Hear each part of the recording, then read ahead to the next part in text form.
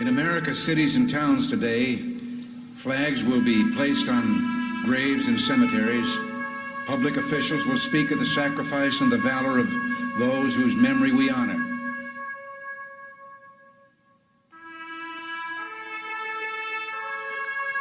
I have no illusions about what little I can add now to the silent testimony of those who gave their lives willingly for their country.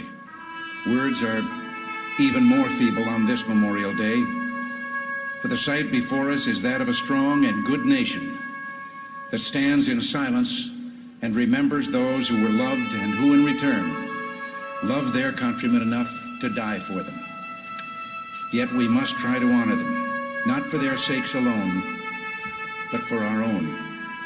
And if words cannot repay the debt we owe these men, surely with our actions, we must strive to keep faith with them and with a vision that led them to battle and a final sacrifice.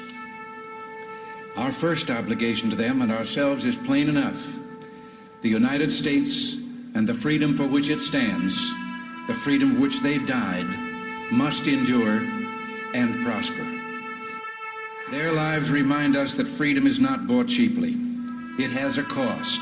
It imposes a burden. And just as they whom we commemorate were willing to sacrifice, so too must we, in a less final, less heroic way, be willing to give of ourselves. Each died for a cause he considered more important than his own life. Well, they didn't volunteer to die. They volunteered to defend values for which men have always been willing to die if need be, the values which make up what we call civilization. And how they must have wished, in all the ugliness that war brings, that no other generation of young men to follow would have to undergo that same experience. As we honor their memory today, let us pledge that their lives, their sacrifices, their valor shall be justified and remembered for as long as God gives life to this nation. And let us also pledge to do our utmost to carry out what must have been their wish, that no other generation of young men will ever have to share their experiences and repeat their sacrifice.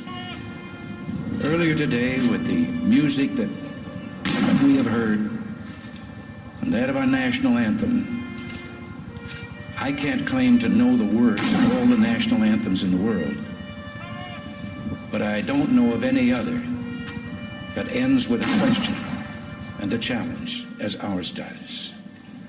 Does that flag still wave o'er the land of the free and the home of the brave?